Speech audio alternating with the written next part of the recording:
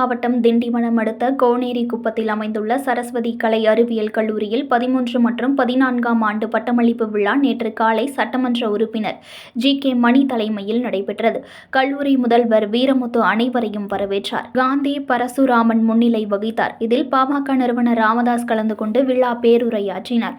அப்போது மாணவர்களிடையே உரையாற்றிய ராமதாஸ், இந்த கல்லூரியில் பயிலும் மாணவர்கள் அனைவரும் கண்டிப்பாக IAS அதிகாரியாக வேண்டும். அப்படி அதிகாரிகள் ஆனால் நான் இந்த ராமதாஸ் அவர்களுக்கு ஓட்டுநராக வருவேன் என்று கூறிய நிகழ்வு மாணவர்களிடையே நிகழ்ச்சியை ஏற்படுத்தியது.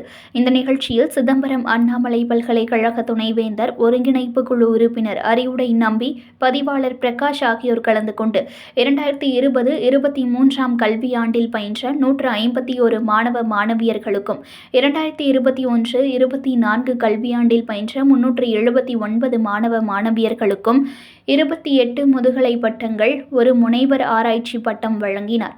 இந்த நிகழ்ச்சியில் சரஸ்வதி கலை மற்றும் அறிவியல் கல்லூரி அறங்காவலர்கள் மருத்துவர் கோவிந்தசாமி, மருத்துவர் சுந்தரராஜன், முனைவர் சிவப்பிரகாசம், உயர்திரு பூத்தா அருள்மொழி, மருத்துவர் பரசுராமன், கல்லூரி முதல்வர் முனைவர் வீரமுத்து மற்றும் நிர்வாக அலுவலர்கள், பெற்றோர், ஆசிரியர் கழக ஒருங்கிணைப்பாளர், பேராசிரியர்கள், மாணவர்கள் மற்றும் பெற்றோர்கள், அலுவலக பணியாளர்கள் என ஏராளமானோர் கலந்து கொண்டு சிறப்பித்தனர்.